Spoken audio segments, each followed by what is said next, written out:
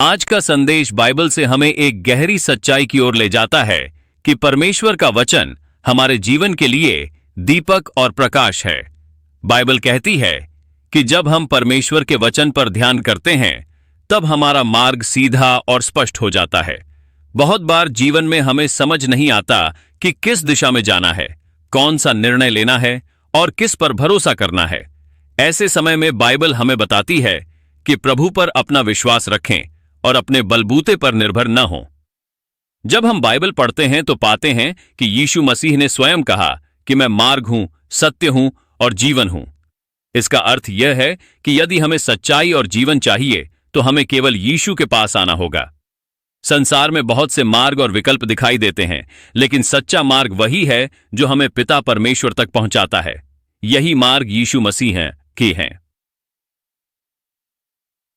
आज के समय में मनुष्य भटक रहा है। कोई धन की खोज में है, कोई प्रसिद्धि चाहता है, कोई शांति ढूंढ रहा है, लेकिन सब कुछ पाने के बाद भी हृदय खाली महसूस करता है। बाइबल हमें बताती है कि वास्तविक संतोष केवल यीशु मसीह में मिलता है, क्योंकि वही जीवित जल का स्रोत हैं।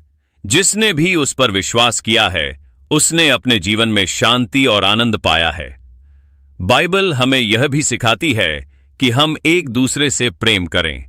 यीशु ने कहा था कि सबसे बड़ा आदेश यही है कि तू अपने परमेश्वर से अपने सारे मन, आत्मा और शक्ति से प्रेम कर और अपने पड़ोसी से अपने समान प्रेम रख।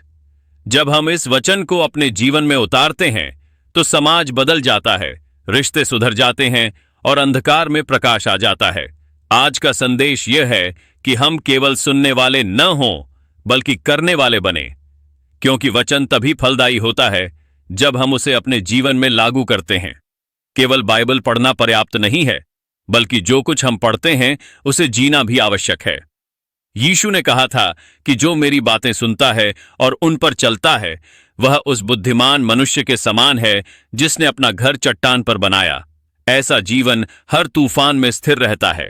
इसलिए हमें चाहिए कि हम हर दिन बाइबल पढ़ें, प्रार्थना करें और प्रभु से मार्गदर्शन लें। जब हम यह करते हैं तो पवित्र आत्मा हमें सामर्थ्य देता है कि हम पाप से दूर रहें और धर्म के मार्ग पर चलें।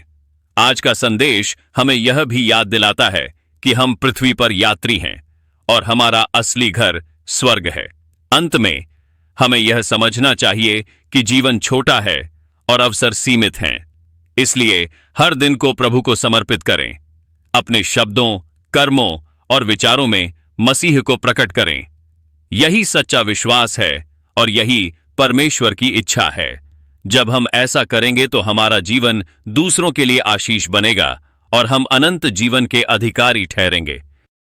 अगले नए संदेश के लिए चैनल को सब्सक्राइब जरूर करें।